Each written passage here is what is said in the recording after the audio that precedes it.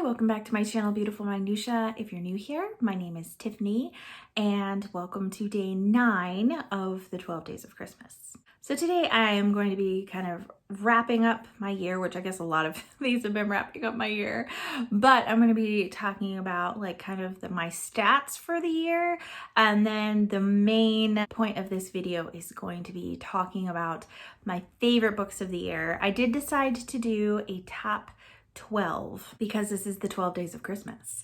And then tomorrow, the 12 worst books, or I guess I should say more disappointing books of the year will come out. Before I dive into the video, I did want to say a little reminder, because I actually forgot to say it yesterday, even though it launched yesterday, but my Patreon and my Discord are both now live. I mentioned starting both of these up in my goals for 2023. So if you watched that video, you already know about this, but I am planning bi-monthly group reads with like a live video discussion for my patrons. And any tier of my Patreon gets to participate in the buddy read because I just want to read with as many of you as possible. So if you're interested, the link is in the description of this video, so feel free to check that out. But obviously, no pressure at all to join. I just wanted to let you know that it is live now and able for you to join. Okay, so let's kind of hop into the stats section of this video. I will have this divided into timestamps, so if you're not really interested in my statistics for the year, you can just go ahead and skip to my top books. So I have a discrepancy between Storygraph and Goodreads, so I'm really not sure which one is more accurate, because Storygraph says that I read 103 books and Goodreads said that I read 119, but I know for a fact that 8 of the 119 books from Goodreads are actually DNFs. So that would put me at 111, but that's still like really decent discrepancy. So I'm really not sure which one it is, but I did read over 100 books. I probably should have gone through my reading journal and actually counted it up. So I didn't before I filmed it, but I'll count it up and put the total on the screen here. So that way it is here, because I feel like that is probably a more accurate count than either of those, because I feel like there was a glitch somewhere, because I know that for both of them, there were certain books that they didn't log. I guess that's what happens when you're reliant upon technology for things. So the shortest book that I read for this year is actually a short story, and that's The Sound of Thunder by Ray Bradbury.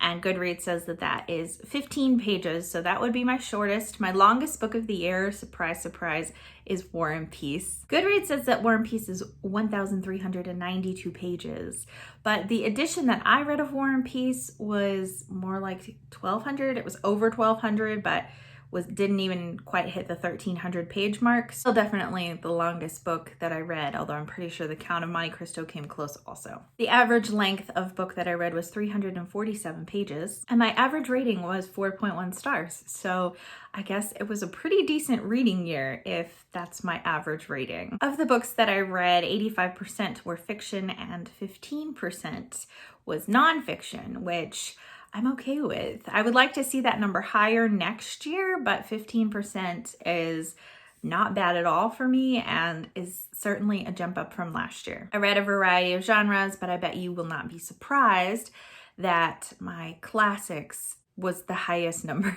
out of the genres. I'm not displeased with that either. Storygraph also provides my most read authors, and my number 1 read author for the year was Tatsuya Endo, who is the author of Spy Family, and I did read the first 5 volumes of Spy Family, so that's why that's so high. And then my number 2 author is Daniel Abraham, who wrote The Long Price Quartet, which I read in its entirety this year. It's a fantasy quartet, and really enjoyed that, so he's my number 2 author.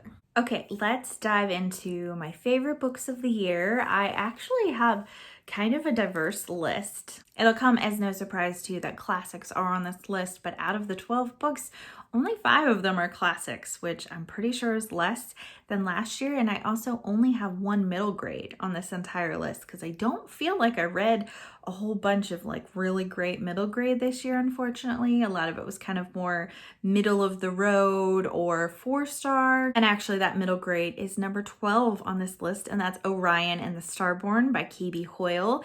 This is also my least shelved book on Goodreads, which is not really surprising because it is a newer release by a brand new publishing company, Owl's Nest Publishing. And one of the co-founders of Owl's Nest Publishing is actually I guess former booktuber, because she really doesn't do anything on booktube so much anymore. She does still have a bookstagram account, but that's Katie from Life Between Words. And I read a couple books from their publishing house this year, but by far my favorite was Orion and the Starborn, which I did receive an arc of, and I was over the moon about it, and I loved it so much. This is actually a sci-fi middle grade, and it's about this young boy, Orion, who realizes that he's kind of like different from other people, doesn't fit in, and he has someone come and basically tell him that he's not from Earth at all. He's actually from an entirely different solar system. And when we look at Orion's belt in the sky, those actually aren't stars. That's a solar system of 3 planets. And so then he's whisked away to this solar system and is enrolled in school and starts learning about the planets, starts learning about the technology and different abilities that different people have. And that is so my favorite trope in middle grade books, kind of like the kid who doesn't belong and then someone comes and says, "You're right, you've never belonged, let me take you where you really belong." And also the whole like magical school element. I guess technically since it's a sci-fi, it's a little bit less magical, but certain people do have certain abilities as well, so that makes it feel kind of like a mix of sci-fi and fantasy to me. But I loved literally everything about this book. The only thing that I didn't like about it is that it's clearly the first in a series, and I don't know how long I'm gonna have to wait for the next one in the series. Coming in at number 11 is it's a contemporary sci-fi blend, and it's Before the Coffee Gets Cold, which has been a booktube / bookstagram / book talk darling for quite some time. And it had taken me a long time to pick it up, and I'm really, really glad that I did. I actually listened to it entirely on audio and just absolutely loved it. If you're one of the few like me that has not read it, it is about this cafe that people visit, and you're able to travel back in time, but there are rules surrounding the time travel, one of which is that you can't leave the chair that you sit in to travel back in time, and the other is you have to return before your coffee gets cold that they pour for you. So it's more almost like 4 interconnected novellas or short stories that all go together, and each follows a certain person that is traveling back in time for various reasons, and it is very like relational and emotional, and I absolutely loved it. It's one of those ones that I read several months ago, and it just pops into my head all the time. I'm still thinking about it. Number 10 on this list is the first of 3 nonfiction that made it into my top 12 this year. And actually, technically, since it's number 10, 3 nonfiction made it in my top 10, which I don't think that has ever happened before, but that's The Romanov Sisters by Helen Rappaport. I just finished this in December, so I have kind of mentioned it in a couple videos because I started it for nonfiction November. After reading Nadine Brandes' book, Romanov, it made me like super interested and want to learn more about the Romanov family, in particular their last days. And this book isn't so much focused on their last days, although it does talk about it. It actually starts with Nicholas and Alexandra falling in love and then them starting their family and all of that kind of stuff. And I just loved how it was written. It's the most interested I have ever been in a historical nonfiction before, and I loved it. She did such a great job of writing and interspersing so many quotes from their diaries and letters that they wrote. So I felt like I really, really knew them. And the unfortunate part of that is when the end of the book comes, it makes it that much more devastating and tragic because I felt like I really knew them. I had such a glimpse into their family life and who they were and each girl's distinct personalities and the difficulties that they faced being the children of Nicholas and Alexandra, even before all the revolutionary stuff, just how difficult it was for them. And it just was such an amazing book. And I look back on it and I realized that Nicholas made some mistakes, but man, he was a good dad. He would have been better if he hadn't had to have been Tsar. Nicholas and Alexandra were exemplary parents. Number 9 on this list is one of 2 fantasies that made it into my top books this year, and that's The Way of Kings by Brandon Sanderson. I actually did do a whole reading vlog, like spoilery reading vlog, while I was reading this book, which was so fun to do because I feel like I was one of the last people that had not read this book. I'd actually owned it for a couple of years, but was honestly really intimidated by the size, despite the fact that I had read Brandon Sanderson before. And I did have, some difficulties with it. It was a 5-star book, but I mean, I felt very lost because it's such a massive world, but Brandon Sanderson really takes his time in this first book to establish the world, establish various cultures, various people groups, and it is just meticulous in its detail. I feel like it is so interesting, and I love that, and it actually made me read it that much more slower because I was really trying to pay attention and absorb things, and I have not yet continued on with the series, but I'm really looking forward to that. Number 8 is classic, and that's Emily of Deep Valley by Maud Hart Lovelace. I actually read this as part of Kate Howe's Kindred Spirits book club. This was the January pick, and I am so glad that I read this book. I actually randomly picked it up at a thrift store because my daughter had read some of the Betsy Tacy books and I realized it was the same author. So I picked it up, but hadn't had any opportunity to read it at all. And I started it, and in the beginning, actually didn't love it, to be honest. I was worried because it felt very overly sweet and I wasn't sure if I would want to continue with it. But then a couple chapters in, Emily has graduated from high school and all her friends go off to college, and she's the only one that remains behind in their small town because she needs to stay behind to care for her elderly grandfather. And so I really appreciated Emily's strength and her sacrifice to take care of her family.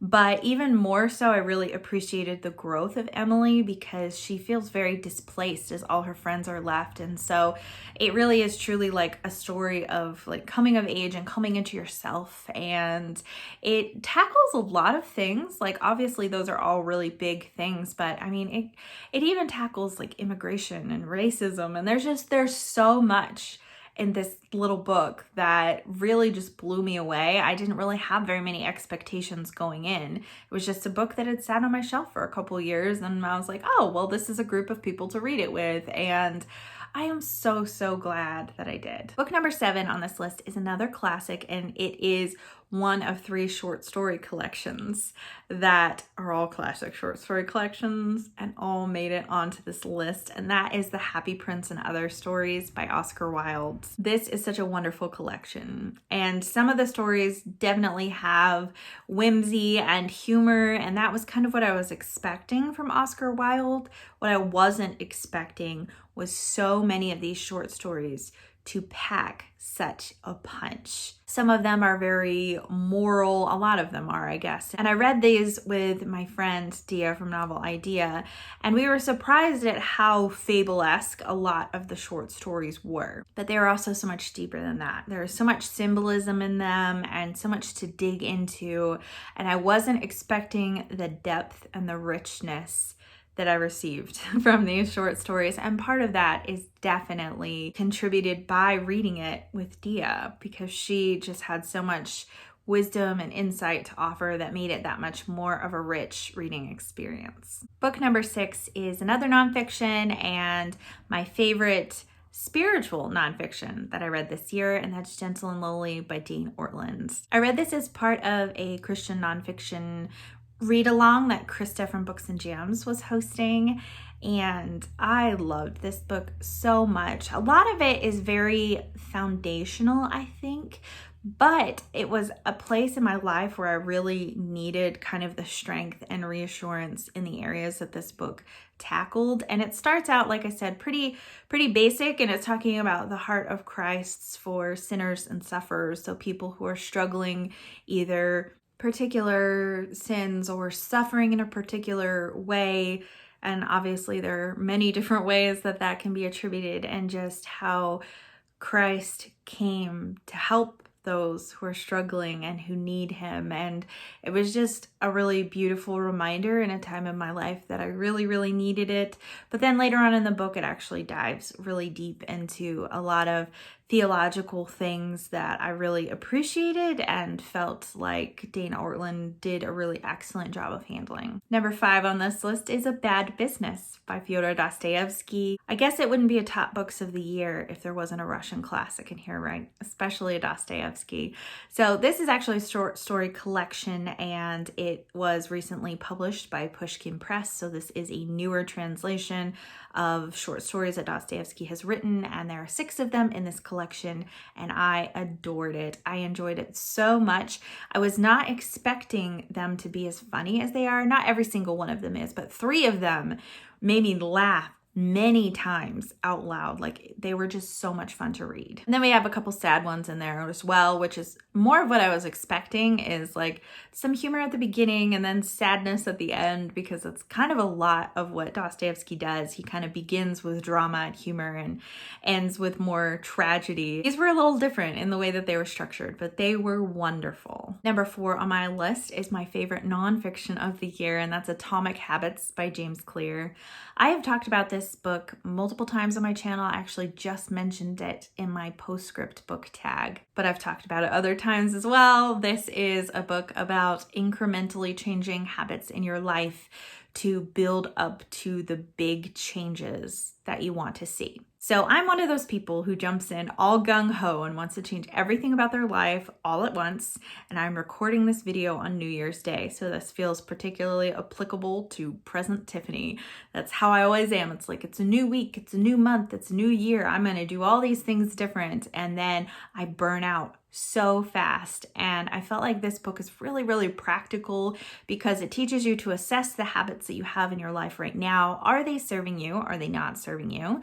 If they are serving you, how to add habits that you want to continue onto those habits that you already have to kind of build the routine and the life that you really want to have. Obviously, some of this book is about like mindset shift and that kind of stuff. And that's what I commonly see in a lot of books like this, is it's very much about mindset shift. And that is important. But a lot of those have that kind of stuff, but I feel like they don't have the practical stuff that my type B mind really needs and finds very helpful, the structure that is helpful for someone who is maybe not as structured or disciplined. And so that's why I loved this book, is because I felt like it was so practical. It wasn't just motivating or inspiring, but it actually gave me so many steps to implement. Okay, now we're in the top 3. So number 3 is the last short story collection on this list, and that's Everything That Rises Must Converge by Flannery O'Connor. I read this book for Flannery O January in 2022, and oh my goodness, it was just my first exposure to Flannery O'Connor, and I really didn't know what to expect, other than I had some friends that said that she is one of their favorite writers ever. Now I can firmly say that Flannery O'Connor is one of my favorites too. I love her so much, and I'm so glad that I read this collection. I actually did do a video ranking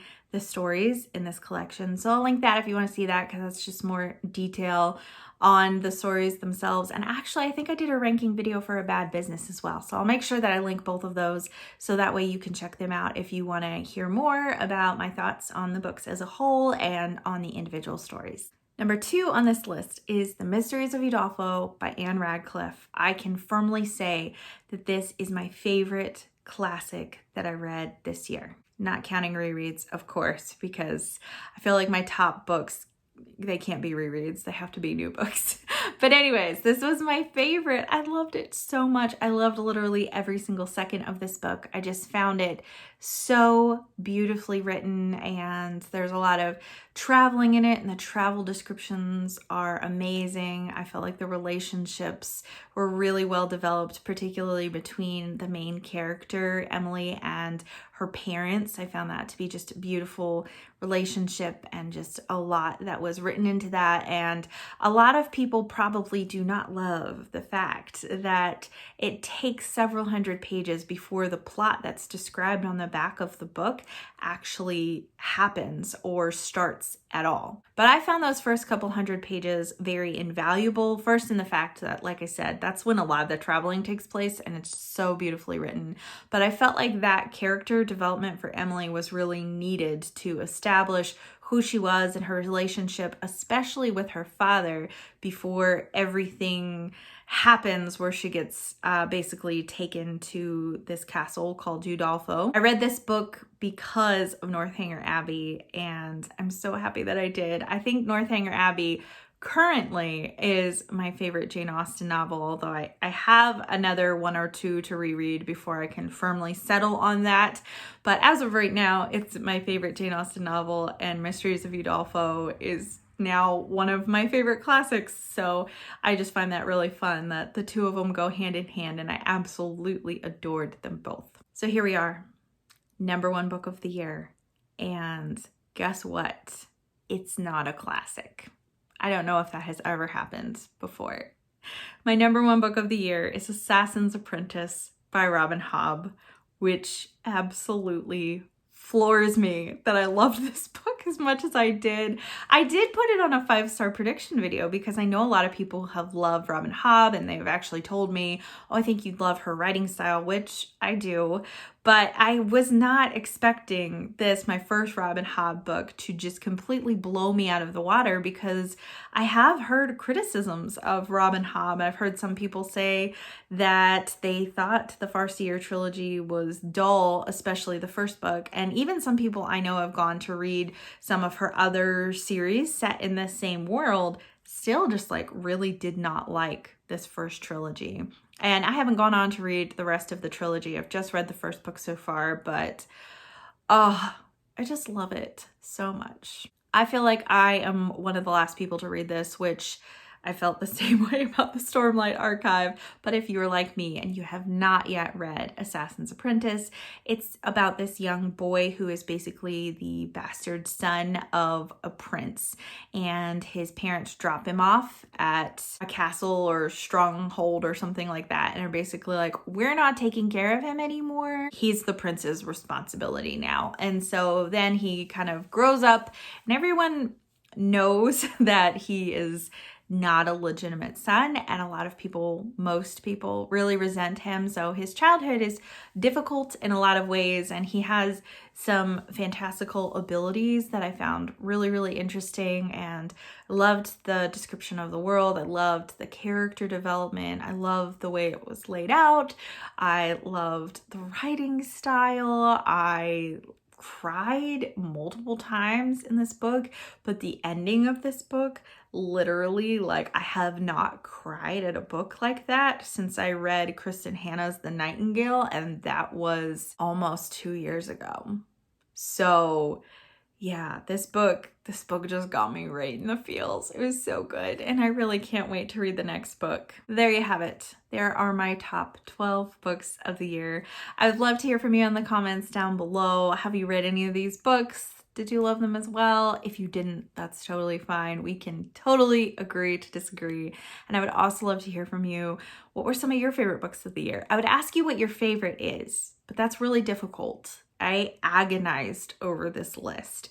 Although actually I can say that Assassin's Apprentice and Mysteries of Udolpho were, like, for sure my favorite books of the year. They're my favorite too.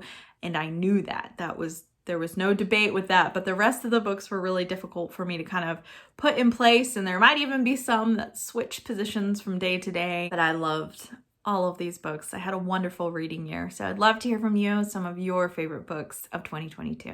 Thank you so much for watching. If you like this video, please hit like and also subscribe so you can continue to see more bookish content from me, and I will see you again next time.